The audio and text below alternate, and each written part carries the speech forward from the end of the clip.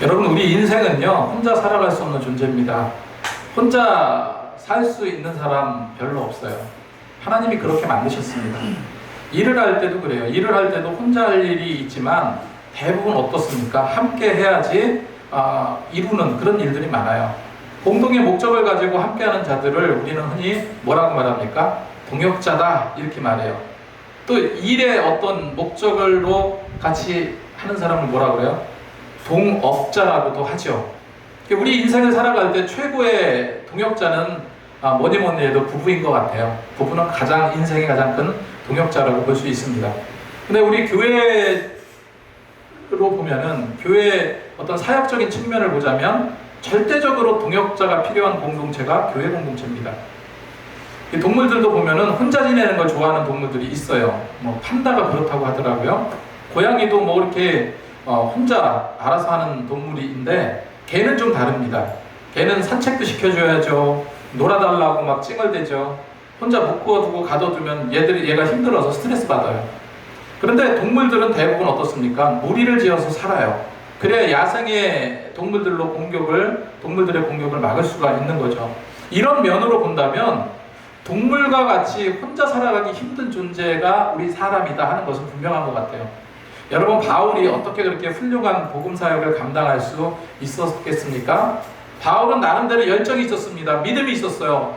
게다가 하나님에 대한 사명이 있었습니다. 그런데 그런 것도 그런 거지만 바울에게는요, 정말로 귀한 믿음의 동역자들이 많았어요.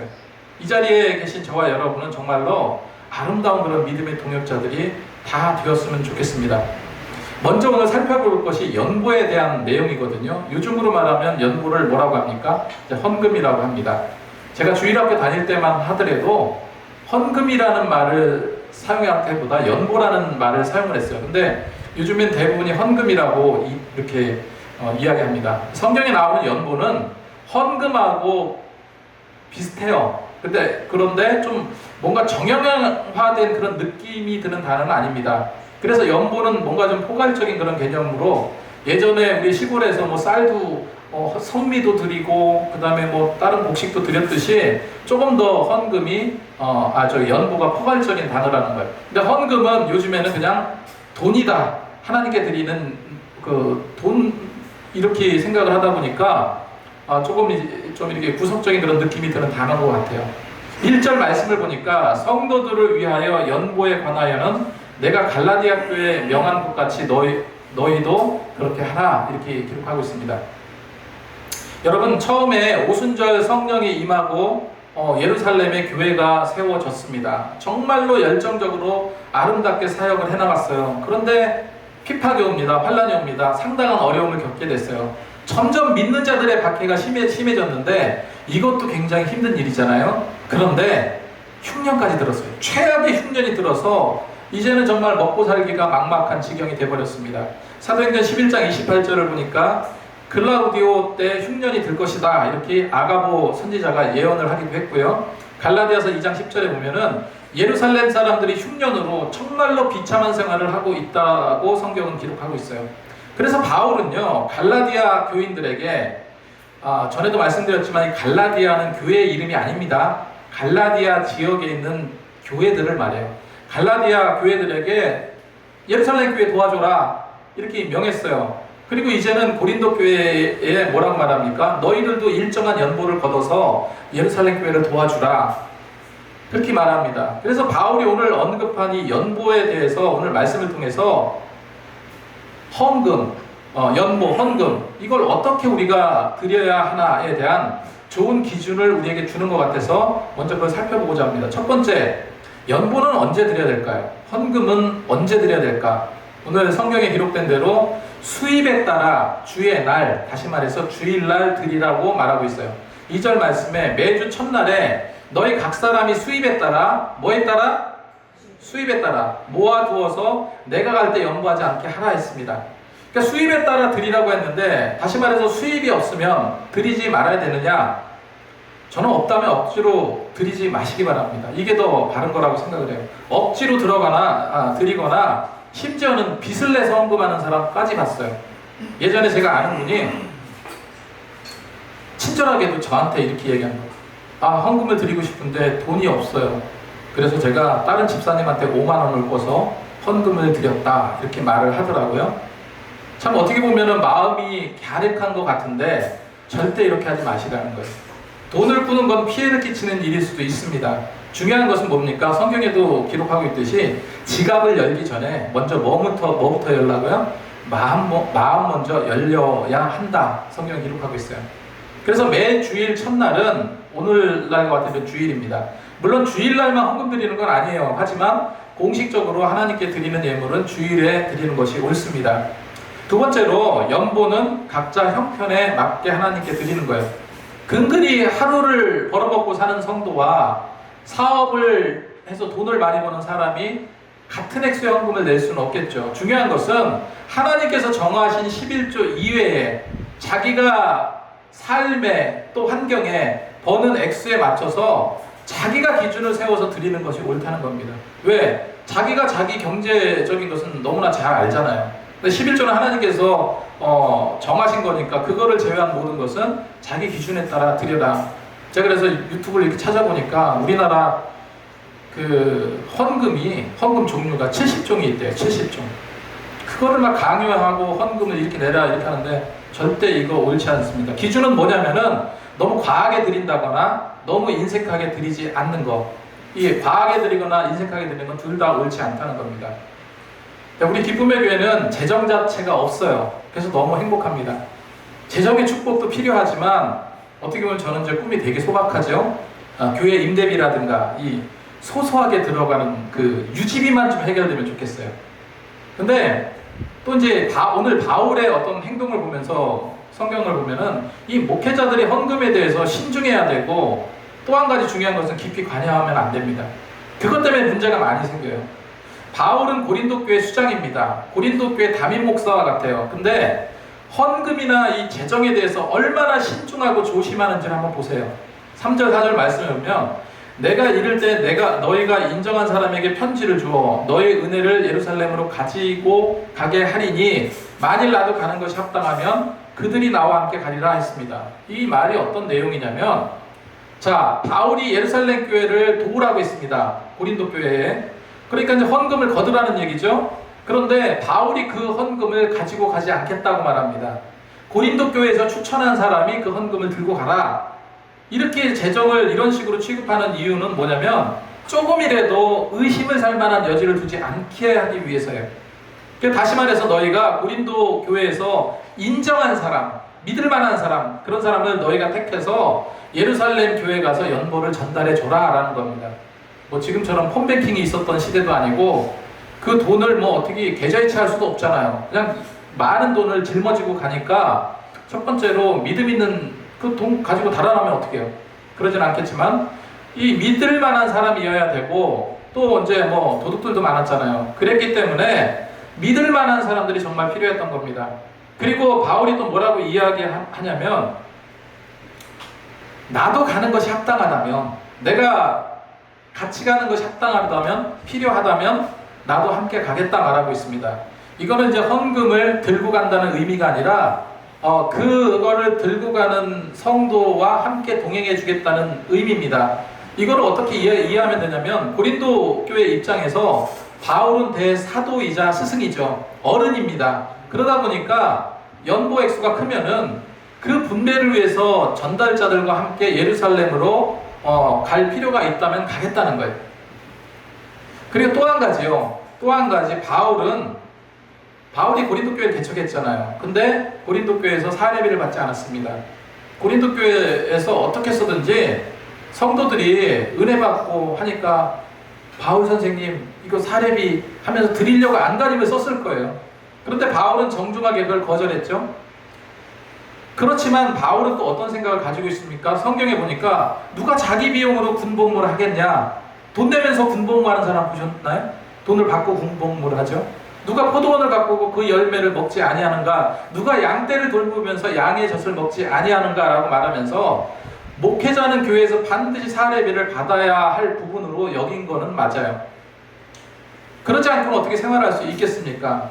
바울은 계속해서 전도 여행을 할 수 있는데 그런데 성경을 보면은 이 고린도 교회가 사례비는 받지 않았지만은 바울의 어떤 생활 필수품 같은 걸 마련해 줬어요. 그리고 다른 교회에서는 선교비 지원을 받았습니다. 빌립보서 4장 16절 말씀을 보니까 데살로니가에 있을 때도 너희가 한 번뿐만 아니라 두 번이나 나의 쓸 것을 보내었도다 라고 말씀하고 있어요. 제가 출판사로 생계를 이어가면서 목회를 하고 있습니다. 저는요, 주업이 뭐냐면요, 출판이 아니라 목회입니다. 마찬가지로 바울은 텐트 메이커예요. 천막 만드는 일을 하면서 생계를 이어갔던 목회자예요. 그래서 저는 바울을 더더욱 존경합니다. 나중에 살펴보면 고린도 교회가 예루살렘에 보낸 연보가 헌금이 굉장히 컸어요. 액수가. 그래서 바울은 그거를 책임지고 예루살렘까지 옮기는 그 성도와 함께 동행하면서 예루살렘으로 간 것으로 성경은 기록하고 있습니다. 자, 두 번째로 우리는 디모데처럼 또한 아볼로처럼 훌륭한 믿음의 리더가 될 줄로 믿습니다. 교회는 할 일이 참 많아요. 예전에 제가 리고렌 목사님의 설교를 들으면서 그 목사님이 개척한 교회가 세델백 교회거든요. 근데 제가 놀랐던 게 뭐냐면 그 성도들, 모이는 성도들이 해야 될 일이 수백 가지, 수천 가지가 있습니다. 묵묵히 그거를 짜여져 있는 것을 보게 되었는데, 예를 들어서 우리 식으로 말하면 주보 적는 자, 그 식물에 물 주는 자, 휴지통 비우는 자, 심지어는 어항 속의 물고기를 닦아주고 또 물을 갈아주는 그런 사역까지 세분화되어 있어요. 그러면 그렇게 세분화되어 있는 그 사람들이 차분하게 자기 몫을 감당하고 그렇게 규칙적으로 이렇게 하고 있더라고요. 여러분, 이제 우리 기쁨의 교회 좀 그래야 되지 않을까 하는 생각도 들어요. 주보 접는 일 필요합니다. 전도를 위해서 사탕 같은 거 포장하는 일 정말 시간 많이 걸립니다. 그리고 뭐 교회 청소, 화장실 청소, 그리고 우리가 이제 하나하나 의자도 줄을 좀 맞추고 반죽이 정리도 하고 아이들 케어도 하고요. 그래서 뒤에 유아실은 지금 사용하는 사람이 없다 보니까 청소도 지금 안 하고 있어요. 뭐 잡다한 것들이 많이 들어가 있습니다. 이런 거 정리하는 것 같은 거. 그리고 뭐 나중에 이제 차량 운행하게 될 경우 이거 누가 감당해야 됩니까? 우리 성도님들이 감당해 주셔야 되는 일들이죠. 그래서 하나하나 이렇게 채워 나가기를 소망합니다. 교회는 크고 작은 일에 어떤 동역이 필요한 공동체예요. 그래서 그렇게 또 열심히 또 해야지만 교회에 대한 애정이 더 생길 수 있는 겁니다. 그래서 바울도 이런 동역자들과 함께 순례 전도 여행을 하면서 얼마나 아름답게 사역했는지 몰라요. 먼저 살펴볼 사람이 디모데입니다. 디모데는 바울이 뭐라고 이야기를 하냐면은 고린도전서 4장 7절 말씀에 주 안에서 나의 사랑하고 신실한 아들이라고 표현하고 있습니다. 지금 고린도 교회가 여러 가지 문제가 있고 분쟁이 있고 어려움을 겪고 있는데, 이런 상황에서 바울은 디모데를 고린도로 보내서 교회의 여러 가지 문제를 해결하려고 그렇게 노력을 하고 있습니다. 근데 사실은 성경을 조금 더 깊게 보면요, 바울은 제일 먼저 누구를 고린도 교회에 보내고 싶었냐면은 아볼로를 먼저 보내고 싶어 했습니다. 왜 그랬냐면 아볼로는 고린도 교회 성도들이 너무너무 좋아했어요. 열정적으로 사역을 했고 고린도 교회에서 엄청난 지지를 받았습니다. 바울이 심지어 이런 얘기까지 했죠. 고린도전서 3장 6절 7절 말씀에 나는 심었고 아볼로는 물을 주었으되, 아볼로가 뭐를 줬다고요? 물을 주었으되 오직 자라게 하시는 것은 하나님이셨다, 이렇게 언급을 하면서 아볼로가 바울이 세운 이 고린도 교회에서 정말로 중요한 역할을 했다는 것을 보여주고 있는 거죠. 그런데 왜 아볼로를 먼저 보내려고 했나? 왜 디모데를 보내려 했는데 왜 디모데를 먼저 보내서 교회 문제를 수습하려 했을까요? 12절 말씀에 이렇게 기록하고 있습니다.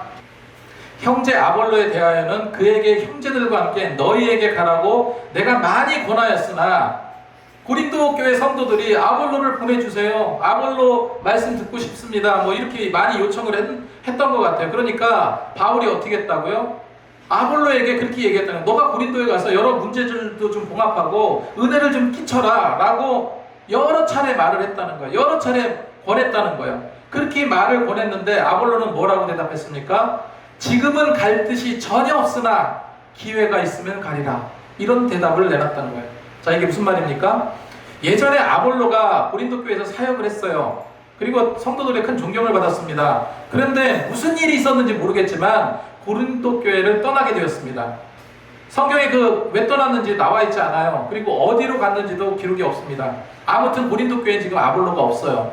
그러니까 고린도 교회 성도들이 아볼로를 다시 모셔오자 여러 차례 바울에게 이야기했던 거예요. 그런데 아볼로에게 너가 교회 가서 좀 이렇게 하라고 했는데 그 뜻을 거절했다는 거죠. 그래서 이제 많은 학자들이 아볼로는 왜 교회를 떠났을까? 지금 어디에 있을까?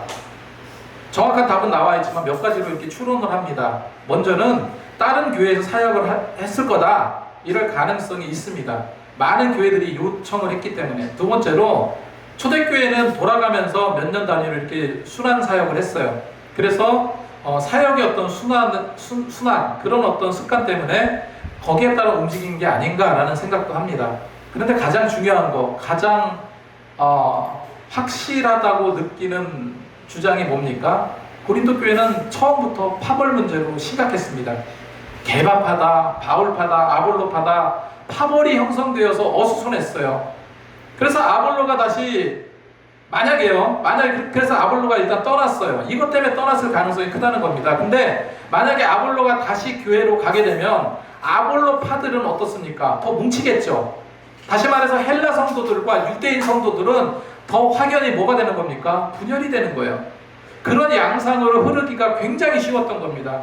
그래서 아볼로는 자신이 가는 것이 옳지 않겠다라고 생각을 했던 거예요. 결과적으로 아볼로의 그 생각이 옳았던 거죠. 교회에 갈등이 생겨서 파벌이 생기면요, 요즘도 마찬가지입니다. 서로 막 그냥 문제가 생기면 치고받고 싸우다가 결국은 어떻게 됩니까? 마음에 맞는 사람들끼리 뭉쳐요. 그래서 교회가 분열되고, 그래서 나가서 교회를 다시 세우기도 하고, 또 교회를 지킨다고 막 이렇게 행동합니다. 여러분, 이거는 분열입니다. 교회는 생각이 다른 사람이 있을 수도 있고, 그리고 대립각을 가지고 있는 사람이 있을 수는 있어요. 근데 주 안에서 다 화합되고 뭉쳐야 되는 거예요. 부천 지역에도 그런 대형 교회 몇 교회가 이런 문제로 분열이 되고 갈라선 교회가 있어요. 여러분, 고린도 교회가 아까도 말씀드렸던 것처럼 파벌로 분열됐다고 했죠. 바울파다, 아볼로파다 이렇게 분열돼서 쪼개질 위험성이 늘 있었던 거예요. 그래서 고린도 교회에 아볼로와 다른 제3의 인물이 필요했던 겁니다. 그 제3의 인물이 바울은 누구라고 추천한 겁니까? 아주 신실한 믿음의 형제 디모데를 고린도로 보내기로 한 겁니다. 그래서 바울은 고린도 성도에게 이렇게 당부합니다. 10절 말씀입니다. 디모데가 이르거든 너희는 조심하여 그로 두려움이 없이 너희 가운데 있게 하라. 이는 그도 나와 같이 주의 일에 힘쓰는 자임이라. 이렇게 기록하고 있어요. 디모데가 고린도 교회에 가서 할 일은요, 고린도 교회에 발생한 분쟁을 바로 봉합하는 거예요. 당시 고린도 지역적인 특색이 있잖아요. 헬라 철학 사상에 많이 심취해 있었고 항구 도시입니다. 항구 도시이다 보니까 이게 경제적으로 부유하다 보니까 헛된 어떤 황금만능주의가 만연했고 헛된 지혜가 팽배해 있는 그런 지역이었어요. 바울은 디모데에게 그쪽에 가서 다른 거 다 제치고 예수 그리스도의 참된 지혜, 십자가의 죽으심과 부활의 도리를 바로 가르치라고 그렇게 한 겁니다. 단순하게 교리를 가르치는 것에 그치지 않고 성도들의 개인적인 문제, 영적인 문제 이런 것들을 돌보면서 이 목회적인 사역을 수행하라고 한 거죠. 디모데가 고린도 교회에서 얼마 동안 몇 년 동안 사역했는지는 나오지 않지만 굉장히 오랜 기간 사역했다는 것을 우리가 알 수 있습니다. 고린도전서 16장 10절 말씀에 바울은 고린도 성도들에게 뭐라고 말을 하냐면 디모데가 이제 파송하는 디모데가 두려움 없이 그들 가운데서 사역할 수 있도록 지원해 주라 이렇게 요청을 합니다. 11절 말씀에 그러므로 누구든지 그를 멸시하지 말고 평안히 보내어 내게로 오게 하라. 나는 그가 형제들과 함께 오기를 기다리노라 기록하고 있어요.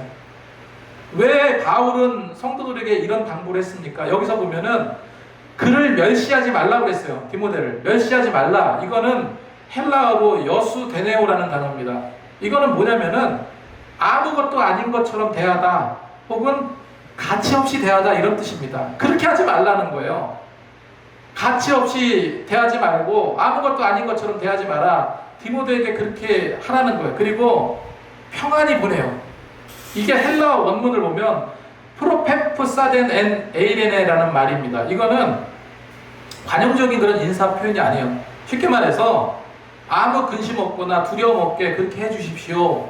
이렇게 소극적인 권면이 아니라 뭐냐면요, 디모데를 위협하지 마라, 디모데를 멸시하지 마라, 굉장히 강하고 적극적인 의미로 사용된 단어입니다. 바울이 그렇게 디모데를 걱정했던 이유가 뭘까요? 디모데는 아직 경험이 부족해요.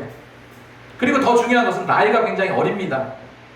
만약에 이제 20대 21살짜리 21, 서너 살짜리 청년이 목사라고 올라와서 설교하면은 아니 나이도 어리고 경험도 부족하고 뭘 알겠어 뭐 이렇게 생각하지 않겠습니까? 디모데는 경험도 별로 없고 나이도 굉장히 어려요. 그래서 이 고린도 억세기로 유명한 그 고린도 성도들이 목회자로 보지 않고 업신여길까봐 바울이 뭘 한 거예요? 그렇게 편지를 보낸 겁니다. 그리고 디모데전서 4장 12절 말씀에 그 내용이 나와요. 누구든지 내 연소함을 업신여기지 못하게 하고 오직 말과 행실과 사랑과 믿음과 절정에 있어서 믿는 자에게 본이 되어 내가 이를 때까지 읽는 것과 권하는 것과 가르치는 것에 전념하라. 여러분, 디모데는 사역자로 훈련받았지만 나이가 어려요. 그런 지도자가 정말로 심각한 분쟁을 겪고 있는 고린도를 치리하고 말씀으로 세워가기가 얼마나 부담스러웠겠습니까? 그거를 사도 바울은 너무나 잘 알고 있던 거예요. 그러니까 고린도 성도들에게도 부탁하고 디모데에게도 너 나이 어리다고 주눅들지 마라, 말과 행실과 사랑과 믿음으로 가르치기에 힘쓰라, 이렇게 이야기를 하고 있는 거예요. 사실 성경을 보면 디모데는 천성적으로 좀 겁이 많고 소심한 사람으로 보이기까지 합니다. 그리고 굉장히 병이 약해요. 그래서 바울이 디모데의 이런 건강에 대한 염려도 하고 있음을 성경을 통해서 우리는 알 수 있습니다. 그런데 실제로 디모데는 어떻습니까? 굉장히 훌륭한 사역자예요. 지금과 같이 어려운 직무를 쑥쑥 해내고요, 아시아 전 지역에 전도하는데 굉장히 큰 역할을 합니다. 저는 요즘에 특별히 만남이 정말 소중하다라는 생각을 세상 많이 해보게 돼요. 여러분, 모든 것은 뭐부터 비롯됩니까? 만남에서 비롯돼요. 새로운 성도님이 온다는 것도 새로운 만남이 시작되는 거예요. 여러분, 가슴이 뜨거워져야 돼요. 기뻐야 됩니다. 그래서 저는 더 기대가 됩니다. 바울이 디모데를 어떻게 해서 만나게 됐습니까? 이 루스드라라는 곳에 바울이 가서 열심히 전도했는데 거기 디모데가 있었어요. 디모데가 있어서 복음을 전했죠. 복음을 전하고 예수님이 우리의 구원자다, 예수 믿으면 구원받는다, 그 복음을 열심히 전하고 그랬더니 디모데가 예수를 믿게 됩니다. 그런데 보니까 디모데가 남다른 거예요. 어떻게 남다르냐면 정말 신앙적인 열정도 있고 되게 적극적이고 보니까 목회자로서 너무 탁월한 면이 있는 거예요. 그런 자질이 보였던 겁니다. 바울은 그래서 중요한 동역자로 삼은 겁니다. 여러분, 저와 여러분도 마찬가지예요. 이곳 기쁨의 교회라는 공동체를 통해서 우리는 알게 됐죠. 그리고 함께 예배드리고 믿음의 공동체, 아름다운 동역자가 되었습니다. 우리 다음 세대 아이들, 지금 우리 아이들이 있지만 어찌 보면은 콜릭의 아이들 같지만 얼마나 예쁘고 멋진지 몰라요. 이들 신앙적으로 잘 성장해서 정말로 기쁨의 교회를 든든히 세워나가기를 소망해요. 그러기 위해서 우리 뭐 해야 됩니까? 우리부터 배워야죠. 우리부터 배우고 믿음이 쑥쑥 성장할 수 있도록 기도해야 합니다. 디모데와 같은 만남이 있기를 소망하는데요, 왜 제가 디모데와 같은 만남이 있기를 소망하냐? 여러분, 아볼로나 디도는요 독자적으로 사역을 감당했어요. 그것도 하나님의 뜻일 수도 있습니다. 그런데 디모데는요 평생을 바울과 함께 했던 동역자였어요. 평생을 바울과 함께 했던 동역자. 저는 목회를 하면서 정말 디모데 같이 이렇게 평생 함께 할 성도님들이 많이 계셨으면 좋겠어요. 앞으로도. 제가 대학원 다닐 때요 교수님이 계셨습니다. 교수님이시면서도 1,500명이 넘는 교회의 목사님이세요. 그런데 와서 이제 재밌게 수업도 하시고 그랬는데 한 몇 주간 동안 그 교수님이 안 오신 거예요. 그래서 왜 안 오시나 그랬는데 한 몇 주 정도 지난 다음에 그 교수님이 완전 초췌한 모습으로 오셨어요. 홀쭉한 모습으로 학교에 오셨습니다. 그 와서 학생들에게 이렇게 말씀하시는 거예요.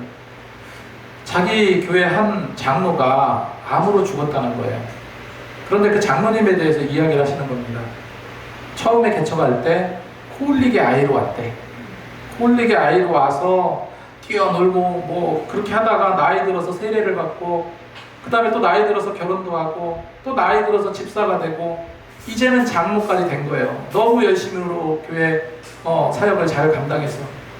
그러니까 정말로 너무너무 애정이 갔던 그런 장로님이겠죠.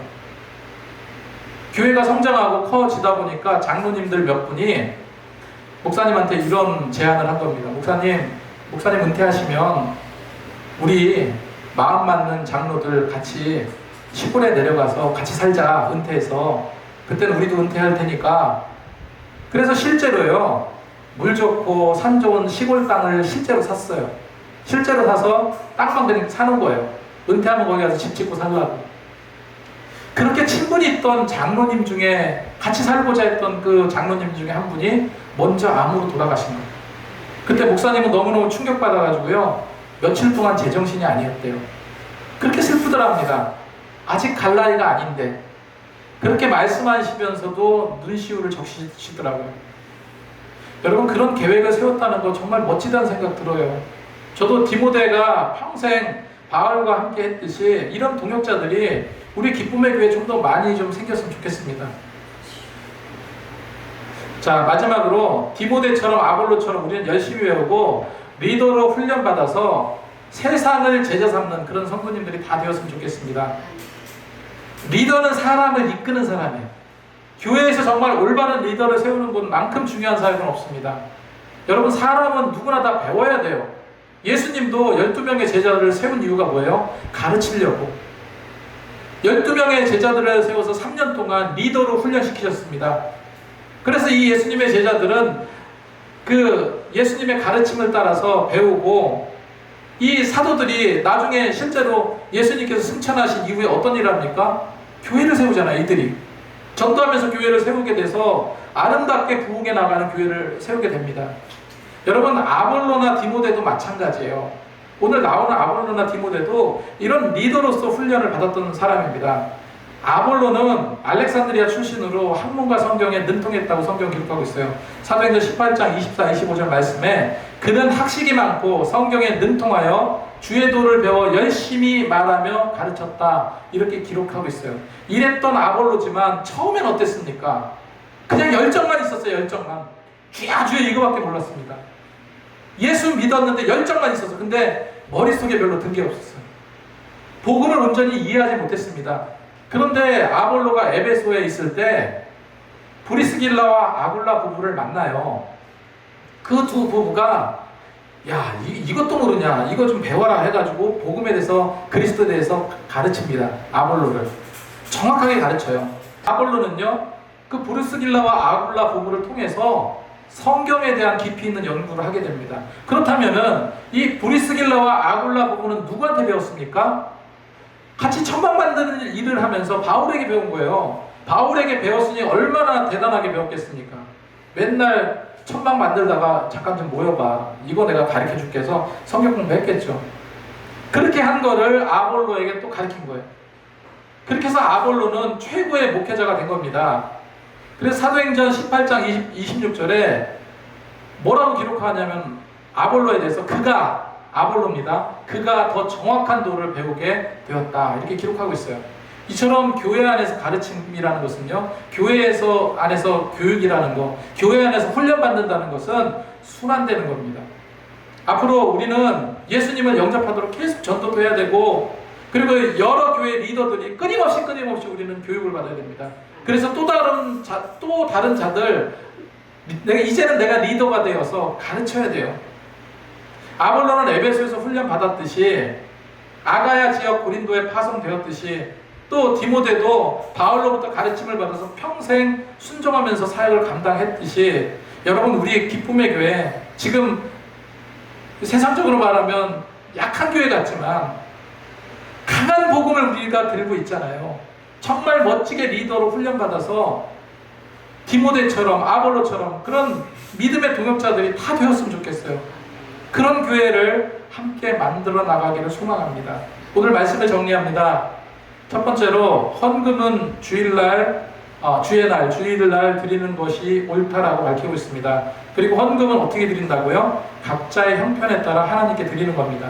두 번째로 우리는 디모데처럼 아볼로처럼 정말로 훌륭한 믿음의 동역자들이 다 되시기 바랍니다. 세 번째로 디모데와 아볼로처럼 우리는 열심히 배우고 정말로 리더로서 훈련받아서 세상을 제자 삼는 그런 성도님들이 다 되었으면 좋겠습니다. 그래서 아름다운 기쁨의 교회, 멋진 기쁨의 교회, 부흥성장하면서 많은 사람들을 깨우치고 그들을 예수의 도에 무릎 꿇게 만들 수 있는 그런 신실한 믿음의 성도님들이 다 되시기 바랍니다.